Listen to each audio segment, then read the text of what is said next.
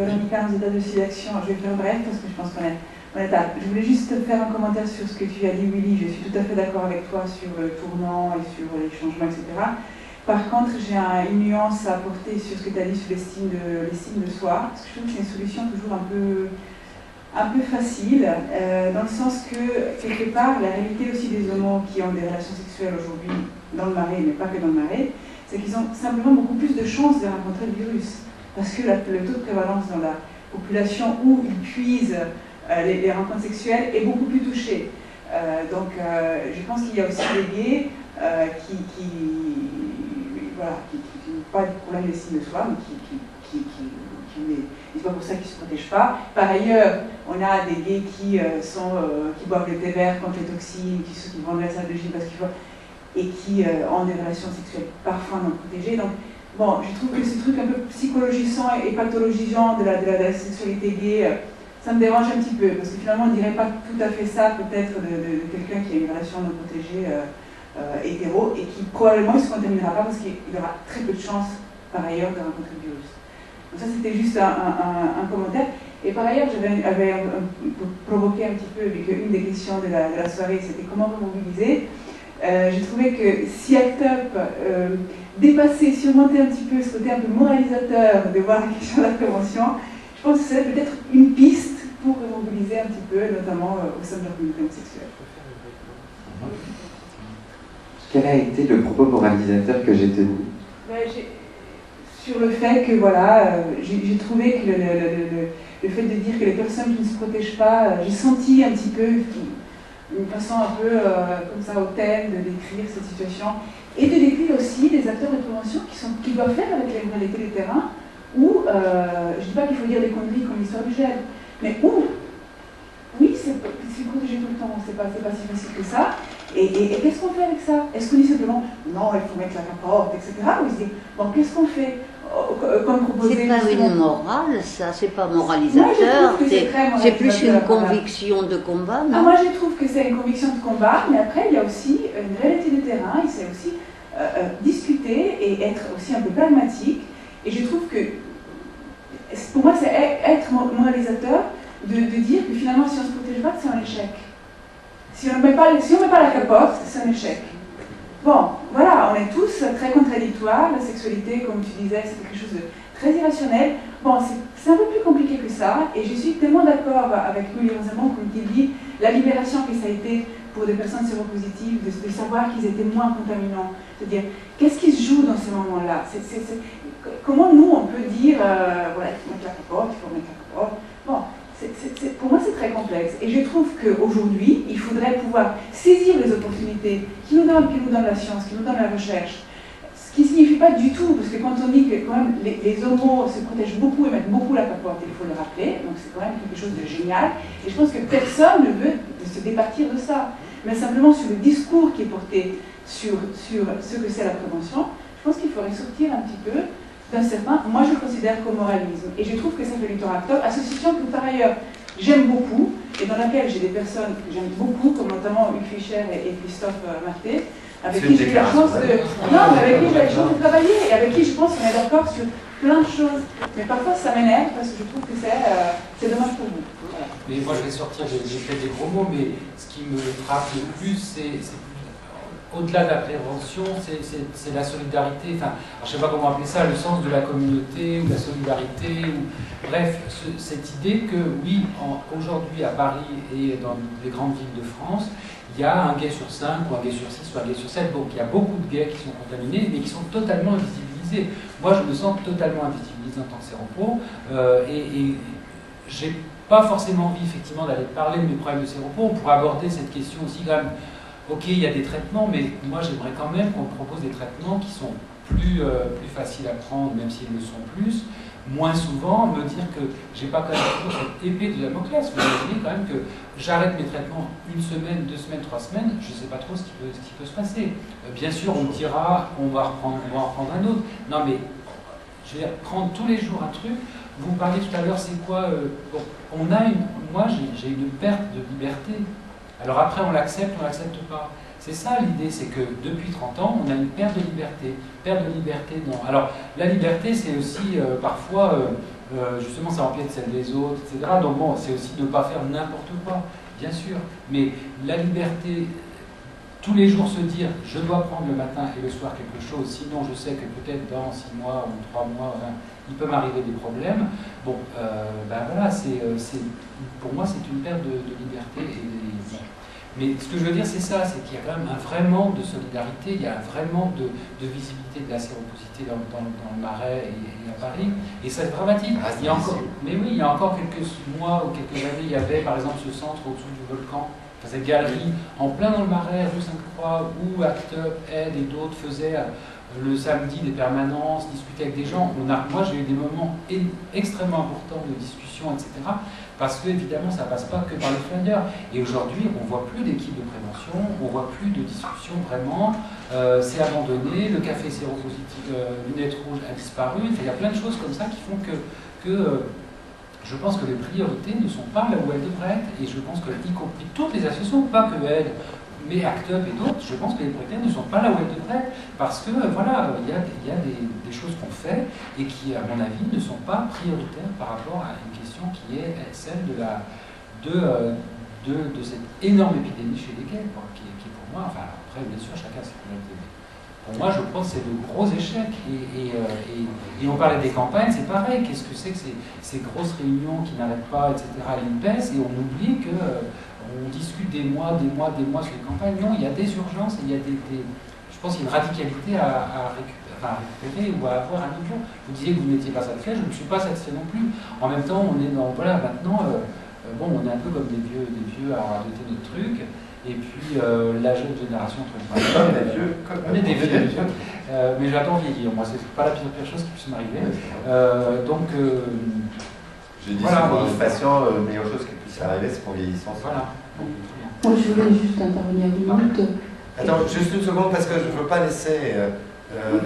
Si j'ai mal été compris, j'ai commencé par dire que oui, je ne voulais pas faire de la psychologie de bazar. Donc pour dire que c'est bien entendu un peu réducteur ce que j'ai dit.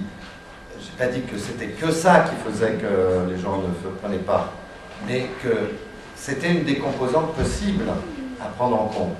Donc je ne veux pas qu'il y ait de...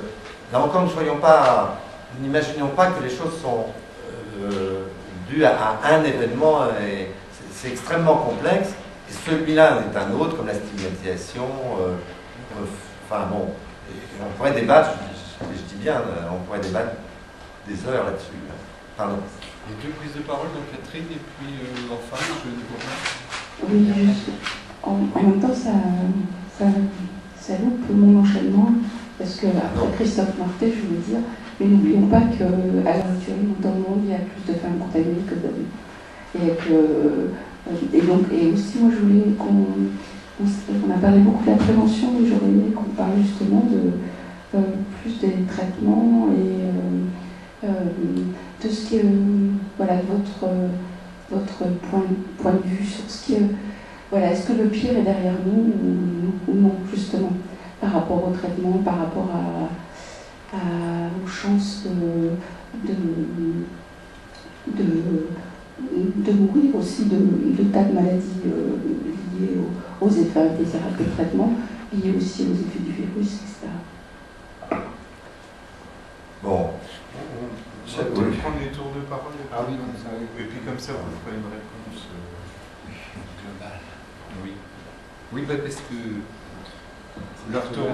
Moi, je voulais juste réagir par rapport à la prévention. Parce que je travaille avec le Info-Sida et je suis sur le terrain très souvent. Alors, on manque énormément de moyens, on n'a pas parlé des sous aussi, on manque énormément de moyens financiers. Là où la personne de SIDAction parlait d'un caractère, d'un côté moralisateur, moi, c'est pas en termes de moralisation que je tournerai la chose. Si on compare le discours d'ACT UP et le discours de Aide, où j'ai travaillé à Aide, j'étais salarié pendant quelques années et j'en suis parti. Moi, j'ai l'impression qu'il y a une manière d'affirmer des choses qui peut être parfois...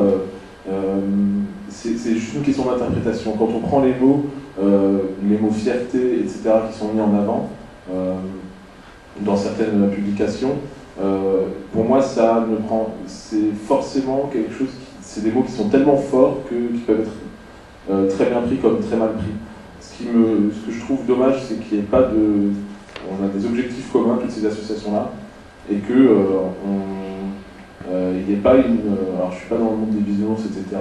Je sais que les associations se réunissent dans certains cercles, etc. Et je trouve que on ne donne pas comme image, en tout cas au grand public, qu'on va dans le même sens. C'est vraiment le constat que je fais. Et un autre constat... Il y a un TRT5 et le PRP5 a échoué. Je parle vraiment juste de l'image ce qu'on voit comme image. Tout ce qui s'est fait je suis pas dans sur les traitements, l'accès au traitement et tout ça, il y a eu un TRT5 qui a été très productif. Le PRP5, il y a eu une tentative il y a 2 ans et j'ai pas l'impression qu'elle ait abouti à quoi que ce soit. Hein. Donc il reste du dissensus. Et sinon, concernant le public aussi qu'on veut toucher, je pense que là où il y a un gros défaut, c'est par rapport par exemple au public jeune dont tu parlais tout à l'heure, c'est qu'on n'intègre pas assez dans nos communications que vivre son homosexualité aujourd'hui, c'est pas la même chose qu'il y a quelques années.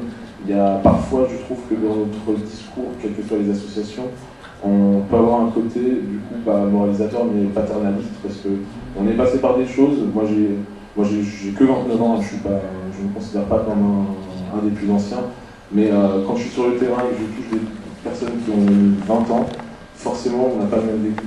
À un moment, il y a des différences qui sont super difficiles à appréhender. Et dans le discours, je pense qu'on peut facilement, sans le vouloir, avoir ce côté paternaliste. On veut prévenir, et forcément il faut le dire, il y a des urgences, il y a des choses qui sont pas chouettes à entendre, mais dans la manière de le dire, ben forcément, alors que ça part forcément d'une bonne volonté, ben, ça passe pas. Et c'est du coup la mobilisation des jeunes, parce que je pense qu'il faut axer là-dessus. Qu'est-ce que les jeunes, la vision du sida et de la surpositivité par les jeunes aujourd'hui, je suis pas sûr qu'on l'entende assez. Surtout. Je vais laisser Catherine sans réponse quand même. Essayez d'être le plus concis possible parce qu'effectivement il est tard. Dernière prise de parole. Non, je ne sais pas si dernière prise de parole, c'était pour effectivement insister sur les questions de Catherine et aussi pour simplement signaler, là encore pour les questions de prévention, mais c'est pour un peu plus général sur la question de la recherche après et de la situation où on en est, c'est que effectivement, ce que vous avez dit, oui, Rosenbaum, ce que tu as continué, Véronica, c'est pas ce qu'il y a dans le rapport du CNS, et c'est caricaturer la position d'ACT UP telle qu'elle a été prononcée par Jonas. Si on doit aussi tirer des leçons des dernières années d'activisme, c'est aussi de tirer les leçons du débat, en impasse entre aide et ACT UP, et d'arrêter aussi un petit peu de s'opposer les trucs de moralisateurs, etc. Par exemple, nous dire constamment tous les gens ne se protégeront pas avec un pas préservatif, c'est comme vous allez fumer dehors. Moi je vous réponds, dans ce cas-là, est-ce que vous accepteriez que les associations qui font la lutte contre le tabagisme nous disent que maintenant, parce que les gens vont continuer à fumer, il faut maintenant fumer du light, parce que ça serait moins grave, ça serait exactement la même chose au niveau santé. Le problème que nous, ACT UP, on soulève, il est politique. Où est la position forte en matière de préservatif, de promotion de préservatif? Elle n'est nulle part pour l'instant, il n'y a que nous qui la tenons. C'est juste ça, si on appelle ça moralisateur. On n'est pas dans du face-à-face. Il y a un truc d'impasse dans le dialogue là-dessus, où on mélange les discours que l'on doit tenir en face-à-face à des personnes qui sont en rupture, en impasse là-dessus, et un discours politique de fond. C'est pas là où on est, c'est pas là où on est le faire, mais que vraiment, on est ça en tête, quoi. Et rien dans ce qu'a dit Jonas ne permet de faire le truc. On parle de campagne, on parle de messages forts à faire là-dessus. Qui ont des relations sexuelles aujourd'hui dans le Marais, mais pas que dans le Marais, c'est qu'ils ont simplement beaucoup plus de chances de rencontrer le virus. Parce que le taux de prévalence dans la population où ils puisent les rencontres sexuelles est beaucoup plus touché. Donc je pense qu'il y a aussi des gays qui n'ont pas de problème d'estime de soi, mais qui ont une relation non protégée hétéro et qui probablement ne se contaminera pas parce qu'il y aura très peu de chances par ailleurs de rencontrer le virus. Donc ça c'était juste un commentaire. Et par ailleurs, j'avais provoqué un petit peu, vu qu'une des questions de la soirée c'était comment vous mobiliser. J'ai trouvé que si ACT UP dépassait, surmontait un petit peu ce côté un peu moralisateur, c'est pas pour ça qu'ils ne se protègent pas. Par ailleurs, on a des gays qui boivent le thé vert contre les toxines, qui vont dans la salle de gym parce qu'il faut, et qui ont des relations sexuelles parfois non protégées. Donc bon, je trouve que ce truc un peu psychologisant et pathologisant de la sexualité gay, ça me dérange un petit peu, parce que finalement on ne dirait pas tout à fait ça peut-être de quelqu'un qui a de voir la question de la prévention. Je pense que c'est peut-être une piste pour mobiliser un petit peu, notamment au sein de la communauté homosexuelle. Quel a été le propos moralisateur que j'ai tenu? Sur le fait que, voilà, j'ai trouvé que le fait de dire que les personnes qui ne se protègent pas, j'ai senti un petit peu dans différents états de sélection. Je vais faire bref parce que je pense qu'on est tard. Je voulais juste faire un commentaire sur ce que tu as dit, Willy. Je suis tout à fait d'accord avec toi sur le tournant et sur les changements, etc. Par contre, j'ai une nuance à apporter sur ce que tu as dit sur l'estime de soi, parce que je trouve que c'est une solution toujours un peu facile, dans le sens que, quelque part, la réalité aussi des homos